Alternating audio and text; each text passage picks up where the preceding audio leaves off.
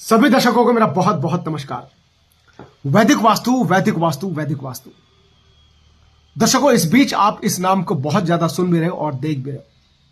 दर्शकों, जब भी किसी शब्द को बहुत ज्यादा वजन करके बोला जाए, जब भी किसी शब्द को बहुत ज्यादा गहराई के साथ बोला जाए, जब भी किसी शब्द को चुना जाए स्वार्थ में आकर के, लालच में आकर के, ताकि वो नाम आपको प्रभावित कर सके। नाम ग्रंथों से निकाला गया, पुराणों से निकाला गया, हमारे प्राचीन नाम को इस्तेमाल किया गया। कैसे? वैदिक, वैदिक, ताकि आपको प्रभावित कर सके। और 100% वो आपको प्रभावित करता है वो नाम।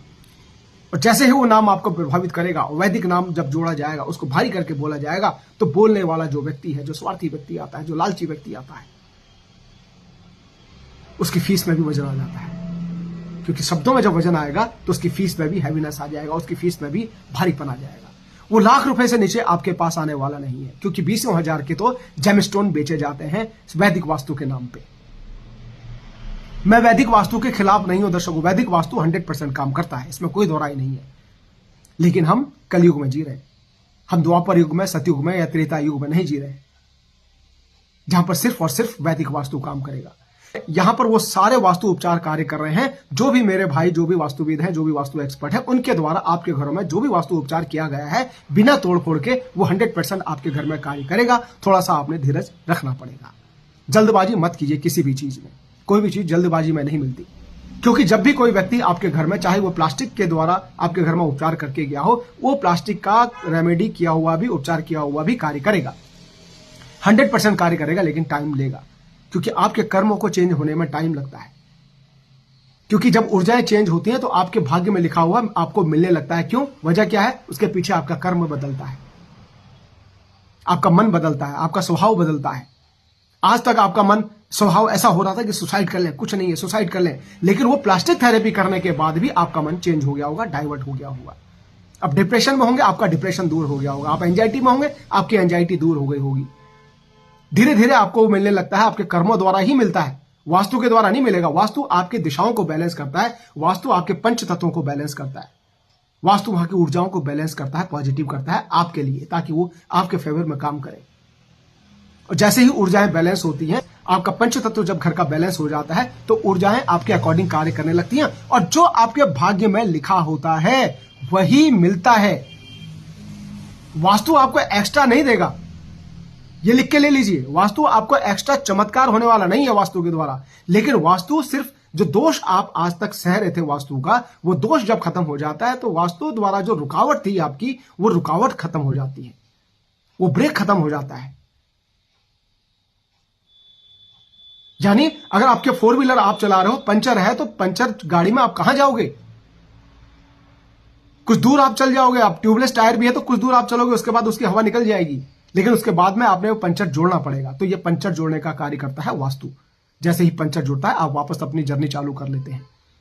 तो जो आपके भाग्य में लिखा होगा, जो प्रारब्ध में आप कर्म, पाप कर्म या पुण्य कर्म जो भी करके आए हैं, उसके द्वारा आपके भाग्य में जो लिख दिया गया है, उसकी प्राप्ति आपको होगी। लेकिन जैसे ही आपके घर में वास्तु को बैलेंस किया जाता है, ऊर्जाओं को बैलेंस किया जाता है, दिशाओं को बैलेंस किया जाता है, वो रुकावट खत्म होकर के आपको सहारा बन जाता है। कौन? वास्तु।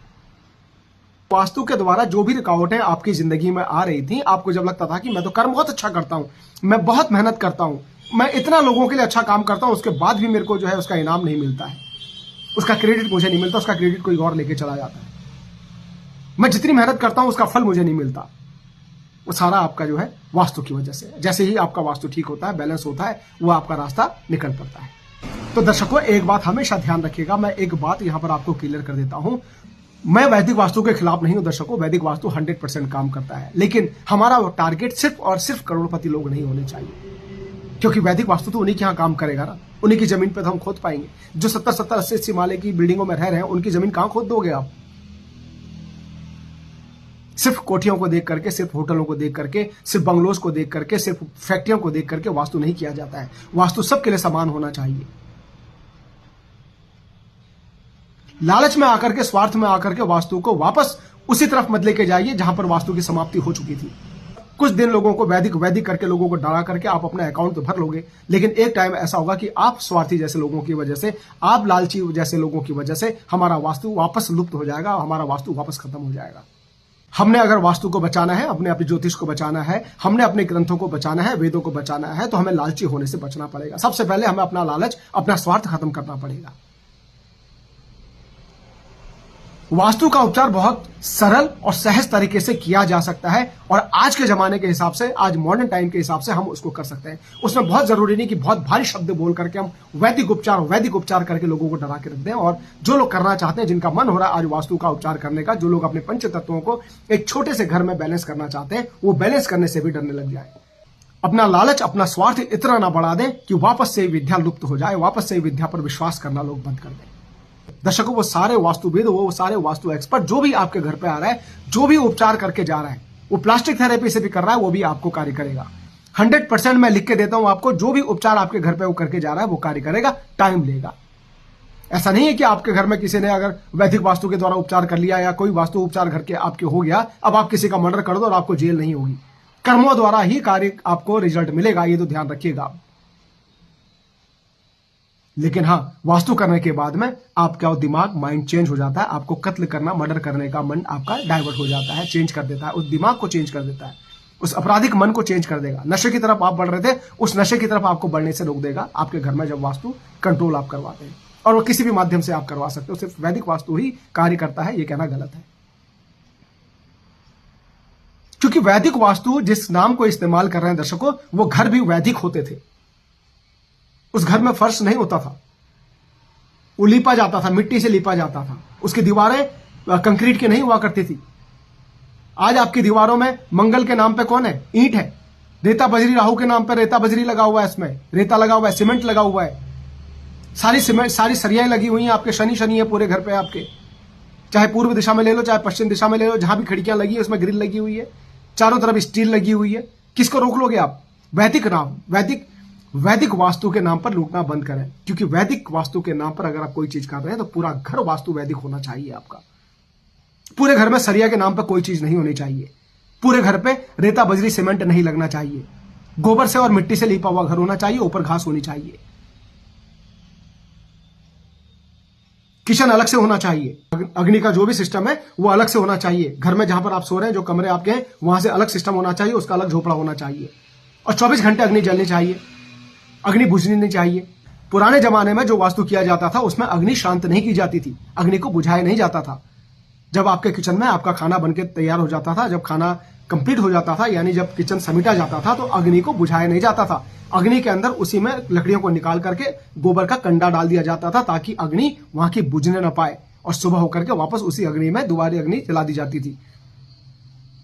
तो अग्नि बैलेंस होती थी, क्योंकि साक्षात देव अग्नि देवता है हमारे घर पे। तो दर्शकों, वैदिक वास्तु के नाम पर जो लोग लूट रहे हैं, वैदिक घर भी होना चाहिए, वैदिक सारी चीजें होनी चाहिए। जमीन की ऊर्जा तो आप बढ़ा दे रहे हो, लेकिन ऊपर का क्या होगा?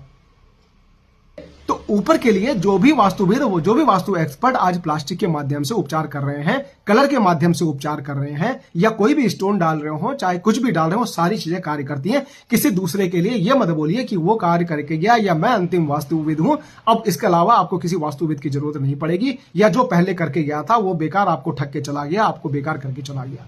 ऐसा नहीं है। सिर्फ अपने विद्या को सर्वोपरि करके बताना, या लालच में आकर के, स्वार्थ में आकर के, दिमाग में जब आप ये सारी चीजें लेके घूमते हो, तो आप अपना भी पतन कर रहे होते हो और उस विद्या का भी पतन कर रहे होते हो, ये ध्यान रखिएगा। सिर्फ आप ये बोल करके अपना अकाउंट तो आप फुल कर लोगे, लेकिन फुल करके जाओगे कहां?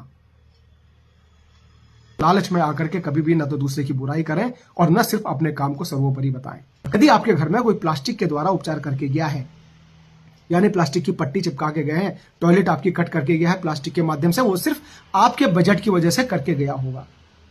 अगर आप उसको बोलते कि मेरे घर में धातु डाल दीजिए, तो अब मेरा बजट उतना है, तो वो धातु डाल के जाएगा। वो प्लास्टिक क्यों लगाएंगे? वो आपके बजट के हिसाब से प्लास्टिक आपको लगाने को बोलते हैं शुरुआती तौर पर। जैसे जैसे रिजल्ट अच्छा आएगा, क्योंकि टेम्परेरी तौर पर ही प्लास्टिक की पट्टी लगाई जाती है, उसके बाद आपको परमानेंट इलाज वहां पर धातु ही लगाना पड़ता है, उस सीट को कट करना पड़ता है। वो करेगा, आप उसको बोलेंगे तो वो करेगा, लेकिन आपने अपना बजट बता दिया कि मेरे पास पैसा नहीं है, मेरे पास ऐसा, मेरे पास वैसा, तो वो सिर्फ कलर के माध्यम से आपके घर को उपचार करके जाते हैं। उसमें क्या गलत कर रहे हो? और वो उपचार करता है, वो रेमेडी जो करके गए हैं वो 100% कार्य करती है। वहीं दूसरी तरफ वो मेरा भाई जो वैदिक वास्तु आपको बोल करके आपके बंगलों में आया हुआ है, आपके होटल पे आ जाता है और ईशान कोण पे जब आपका वो लाल कलर देखता है, लाल पेंट देखता है, तो सिर्फ कलर के माध्यम से ही आपके दोष बता देता है घर पे कि आपने लाल पेंट ईशान कोण में कर दिया है, तो आप मेंटल इश्यूज आपके घर पे होंगे, सरदर्द किसी का बना रहता होगा, माइग्रेन किसी का बना रहता होगा, आप डिसीजन नहीं ले पाते होंगे या डिप्रेशन में कोई व्यक्ति होगा।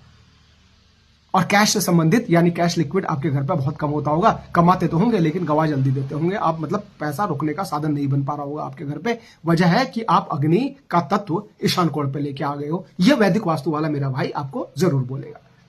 अब यहां पर उसने पेंट कलर जो किया हुआ है उस कलर के आधार पर दोष बता दिया, जो कि बिल्कुल 100% सही है। लेकिन वहीं पर वो मेरा दूसरा भाई जो आपके घर पर आया, जिसने कलर वाली प्लास्टिक की पट्टी आपके दरवाजे पे या आपके टॉयलेट पे लगाई कटिंग करने के लिए, वहां की ऊर्जा को बैलेंस करने के लिए, तो वहां पर वो पट्टी क्यों नहीं काम कर रही?